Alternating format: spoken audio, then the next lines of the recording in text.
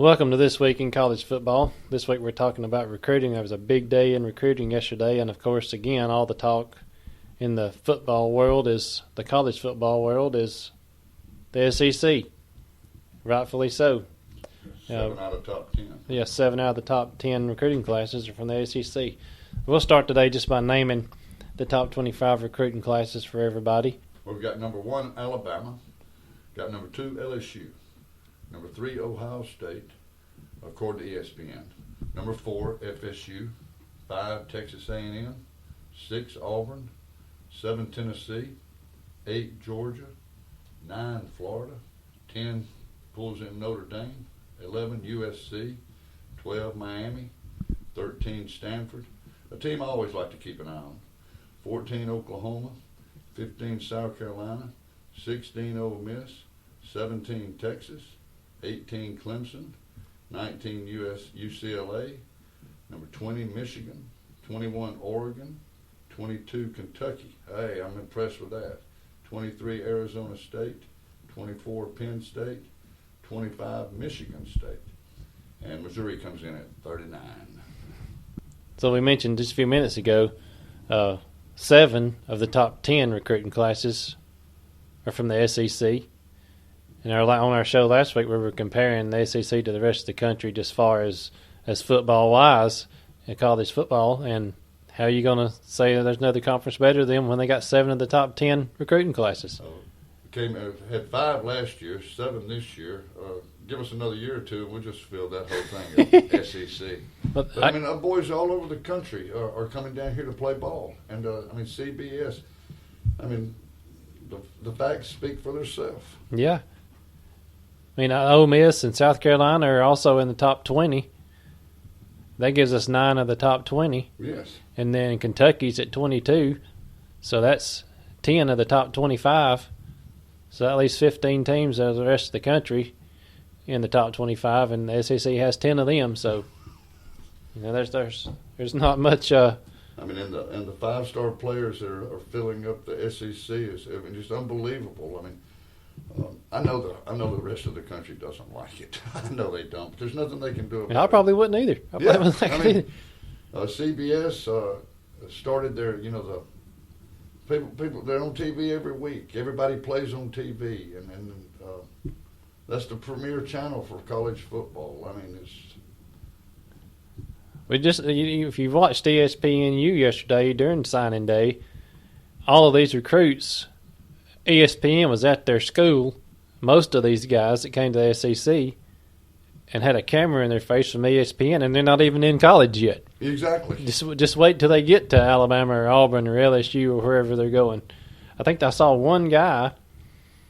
Well, that was more than one, but I saw one that announced that they thought was going to an SEC school into South Carolina as offensive guard or tackle, but he wound up going to Maryland, and that was a shock for South Carolina, or they would have been in the top 10 if yes. if but the guy was from Maryland, wasn't he? The guy was from Maryland, so.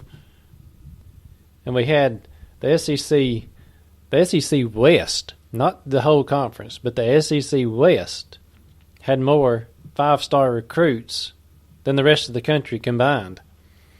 That's unbelievable. They had 15, I think, in the West, and just blew everybody else out of the water. And that's just 7 teams. Yes. So we'll just to compare the SEC in their recruiting to the rest of the country. How many did we have of the top 10 recruits? We had 7. So the SEC had 7 of the top 10 recruits in the country, and what did everybody else have? Well, Big Ten had 7 of the top 50. Of the top 50. ACC had 10 of the top 50. Pac-12 had 7 of the top 50. Big 12 had 5 of the top 50. So, we talk a lot about the SEC, and so does the rest of the country. And, I want to talk about other conferences and what they've done, but right now the SEC is the hot topic, and it's like we were talking about last week. The only way you're going to fix that is to play some SEC schools and beat them. Exactly, and that's not happening. The facilities down here, the kids coming down here, and Alabama getting the boy from Minnesota, and The California boys coming, I think, wasn't it LSU picked up a California boy? Yes. That I think was planning on going to Oregon or something. But I mean, they're coming down here because they know they're going to play in bowl games every year. They got a chance to go pro, a better chance. I mean, they're going to be on TV every week. It's amazing. It's amazing what's going on in SEC football right now. And I mean, looking around the conference, everybody's picking it up. I mean, Vanderbilt's had 3 9-win seasons, and when that happens, I go back to the Florida Vanderbilt game. I mean, Florida Ohio State game a few years back in the championship, when that year Michigan and Vanderbilt played, and Michigan had to come back to beat Vanderbilt. I knew Ohio State didn't have a chance against Florida. I went to the restroom when the kickoff, and Ohio State ran it back, and they didn't score again until the end of the ball game. Yeah. I mean, it was all over. Well, in this recruiting, even our worst teams, like Florida was terrible this year in the SEC. And finished ninth and they finished 9th in the nation in recruiting. And then you have Mississippi State, who can beat you at any given week, anybody in the SEC, but they wind up having to beat Ole Miss to go to a bowl game, and then they win their bowl game, but they finished 38th in the country in recruiting. And Vanderbilt, after James Franklin left, they lost 11 commitments the week he left, and they still come back with 46. I mean, they just know they're going to be playing high caliber teams, and Vanderbilt's no pushover anymore. You snooze against Vanderbilt or Kentucky, you can get beat. I mean, yeah, Kentucky's another. That was the shocker for me. Mark Stoops up there. Exactly. He kept a lot of those guys from Kentucky. One of them was committed to Ohio State, and wound up going to Kentucky. And that ought to say it all right there. Yeah, they finished 22nd in the country in Kentucky, who was terrible last year. School. Yes, the Kentucky football Wildcats. I tell you. But and Arkansas was the worst team in the SEC this year, and I think they finished 30th in recruiting. Yeah, 30th. And still, I mean, our worst recruiting class was 46th, and that was Vanderbilt. And Vanderbilt went to a bowl game last year. I don't know. What about the ESPN top 300? What have we got on that? Well, in the top 300, the SEC got 116. Wow. ACC 49. I mean, look at the difference between that. I mean, that's over 50 players. Exactly. I mean, the Pac-10 got 40. Big 10 got 37. I wouldn't want to go up there either. Big 12, 33. Independent 10. I mean, it's just college football is just going to be a bunch of SEC ball players running around and then filling pro slots. Yeah, that's 61 players difference. Yes, and you wonder. I mean, and you look at that over a span, how the SEC has dominated recruiting for the last few years, and it shows up at the end of the year. And I'm looking for in the playoffs next year, there'll be 2 SEC teams playing in it. I mean, they'll have to be. I agree. And the only thing that bothers me about that playoff system, I didn't like the BCS when it first came out, but the computer wasn't biased to a conference or politically correct. And I'm afraid that this committee will put their, what's the word I'm looking for, correctness in making everybody feel good and only have the conference champions in it, which is, I mean, I was thinking about this last night. There's a really good possibility this year that out of the SEC West, Alabama, Auburn, and LSU could all come in with one loss. Mm-hmm. They could be ranked 1, 2, 3 in the nation. And what are they going to do then? Are they going to drop 2 teams out of the playoffs so they can be politically correct? Will they drop? Just say LSU and Alabama or LSU and Auburn finish 1 and 2, and Auburn goes to play in the SEC championship game. And they're going and wins the SEC championship game, and then LSU still at number 2. And they were so tickled this year when Alabama got beat, and they dropped Auburn to 4, and they were sure that no SEC team was going to play for the championship. Yeah. But then they forgot that Ohio State still had a game to play, and Florida State and Duke. Everybody saw that coming, but Ohio State, they gave Auburn slipped right in, and of course you got another championship with an SEC team in it.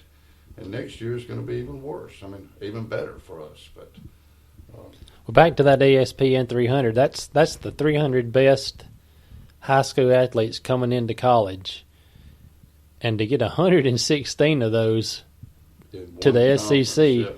I think it was Les Miles yesterday said, recruiting is a year-round thing, and it's not just a regional thing anymore. It's made the country smaller. Exactly. Because they travel all over the country visiting these recruits. And Nick Saban was out at the BCS National Championship game, and after the game, he went by and visited some kids from a high school out in California.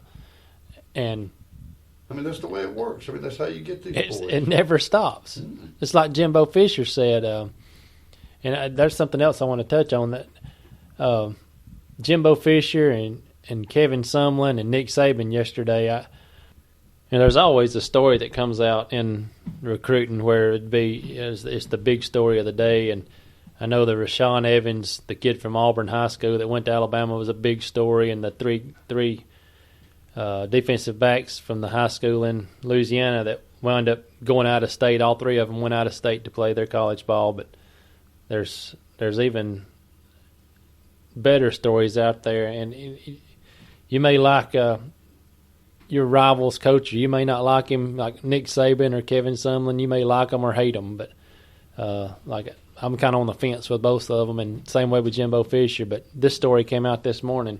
Shows they're class guys. They're classy guys. The guy, Kevin Sumlin from Texas A&M, had a recruit named Cedric Collins, who got hurt just before the start of his junior year of high school at Skyline High School in Dallas, and he had some numbness in his legs after he went to the doctor and found out that he had a rare congenital cervical abnormality, which two vertebrae in his back were fused together. And the doctor said, I can't believe you play football, much less on the level that you play it. And Kevin Sumlin honored his scholarship and gave him his scholarship to come on and go to school at Texas A&M. And he's going to be a student coach? He's going to be a student coach. I think that's great. It's unbelievable. I mean, stories like that's what makes all this worthwhile. And then you have the recruiting, though, where each scholarship is so important, and they'll probably lose a scholarship. And if they do, so be it. But important things are important things. I know. And your word's your word. That's what Kevin Sumlin said. The kid has been committed to us since the beginning, so we're going to keep our commitment to him. And it was just a really classy act on his part. And he, like you said, he's going to be a student assistant there, but they can apply for a medical exemption to the NCAA, but they may not get it. Well, they ought to. If the NCAA does it right, they ought to give it to them. But if they don't, Kevin Sumlin doesn't care. I know. Got the boy. And Nick Saban did the same thing. Yeah, Nick Saban did the same thing. The kid from Georgia, Elijah Shaw. Been a signee since, 2 years. For 2 years, yeah. And he had a neck injury that ended his football career. And Nick Saban said basically the same thing Kevin Sumlin did. He's been committed to us. We're going to stay committed to him. And, Alabama had the big recruiting class, number one in the country, but they gave up a scholarship to sign this kid. Exactly. And, that and it's not all about football. That's Sometimes right. It's just about being, doing the right thing. Yeah, being a human being. Yes. And this kid's going to go on and get his college education and be involved with Alabama football, same way with the Texas A&M Collins kid. I think that's great. Gives these kids, a chance in life still after an injury. And that's what both of them, Elijah Shaw, the kid that went to Alabama, and the Collins kid that went to Texas A&M, both said they want to be coaches. They may not ever play again, but they'll be able to coach. Exactly. And what was the little story you were telling me about Jimbo Fisher and the way he does his practice? Yeah, I heard Jimbo Fisher talking to the lady that was at Florida State for ESPN yesterday, and they were asking him about the recruiting process and how much time it takes. And he said it takes all your time. You're constantly talking on the phone to these recruits. You're constantly talking to their parents. He said, it's just a nonstop thing. He said, 24/7 year round. Yeah, year round. He said, but he said that he has to make time for his family. He said he takes at least 2 hours or a couple of hours to spend with his kids playing ball or going hunting or fishing. He leaves his phone in the house or turns it off or something. He said because his job is to be a football coach, but as a man, he's got to be a family man also. He's got to be a dad to his kids and a husband to his wife, and that's just that's one of the more classy things that happened yesterday that I heard yesterday. And that's a lot of pressure. I mean that's all year round. I mean Well, there was coaches calling recruits at midnight last night or the night before last. Yes. Are you going to stay committed to us? If you're not, we're going to call this other. I can see them all sitting at a round table, going back and forth, trying to figure out what to do all night long. I think Gus Malzahn said he got to the athletic department at 4:00 Tuesday morning or Wednesday morning. To get ready for everything. I bet he hadn't even been to sleep. They hadn't been to sleep. He got him something to eat and went on back to work. They probably ran him out of the house. He probably didn't go back home. Yeah. He was probably in his office asleep on the couch and decided he was going to go into the room in there and get ready for But, I mean, to be in that position, you've got to love it. You've got to love the kids. You've got to love the teaching, the coaching. I mean, and it shows at the end of the year when these boys are playing, and it shows what these coaches go through. And to see these class guys, and I'm impressed with them. I'm sure there's other stories out there, and if you have one, just you can go to our Facebook page and share it at This Week in College Football, or we'd like to hear it and we might share it on here. But that was just 3 that we heard yesterday that really stood out to us, and I thought it was worth mentioning on the show. You may not like these 3 guys, but hey, they do other things in football, and they have their priorities in order, I guess, is what I'm trying to say. Yes. Well, my first baseball coach, his son went on to play for Florida State. But he taught me the fundamentals of baseball, and I couldn't stand the man. I mean, we ran every day. But I tell you, after it was over, it made me a better ball player, and it just taught me how to play with other kids at the time. And that's what you need. You've got to have that. And fortunately, I got it as a kid, and it helped me immensely.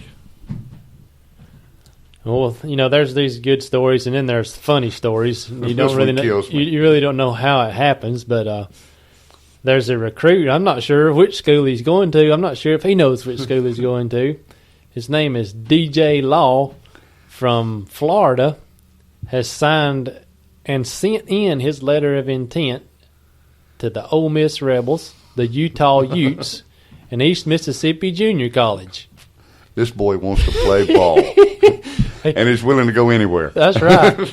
I love it. I know his mother and daddy are probably sitting there saying, "Hey, son, you got to pick one." Maybe it's something to do with academics. I don't know. Maybe he's going to have to go to a junior college. I guess he just wanted to be sure he was going somewhere. But then you got these mothers that get involved, and that just kills me. I mean, the kid might want to go somewhere, but you got to go through your parents first.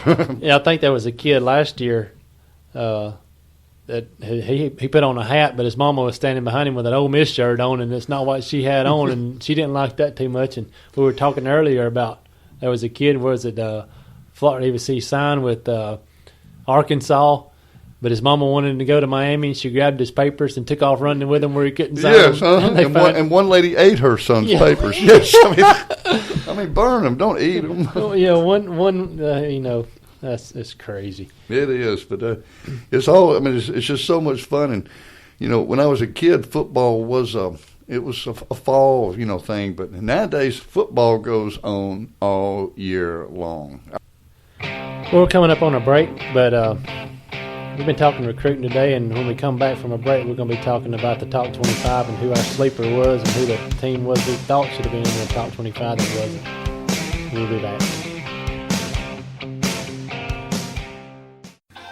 Hello, I'm Robert McKay, Mayor of Asheville, Alabama, and candidate for House Seat 30, covering North St. Clair and Southern Etowah County. I would love to represent you in this district. I'm a pro-business, and I believe in small government and less taxes. I can relate to all the people. I am a small business owner, drive a bus for the St. Clair school system, and can relate to all the working men and women in this district. I'm a strong believer in education. Educated people will enrich our economy. I ask for your support in the June 3rd Republican primary. Please visit my Facebook page at robertmckay.33449 for more information. This is a paid political advertisement by friends of Robert McKay. Thank you. Well, football season's over, and it's everybody's favorite season now. It's tax season.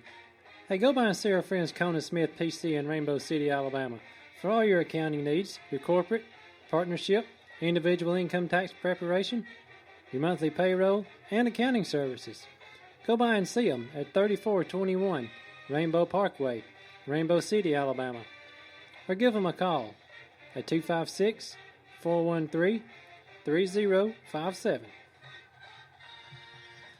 Mom, Dad, recently I asked a little girl, what's the most important thing in the world to your mommy? And she said, her phone. My mommy is always on her phone. You know what, Mom and Dad? There'll be a day you give anything in the world to have a conversation with your child. Let's work every day to show our children what's really most important. For more insights from Big Oak Ranch founder John Croyle on strengthening the foundation of your family, visit bigoak.org/family.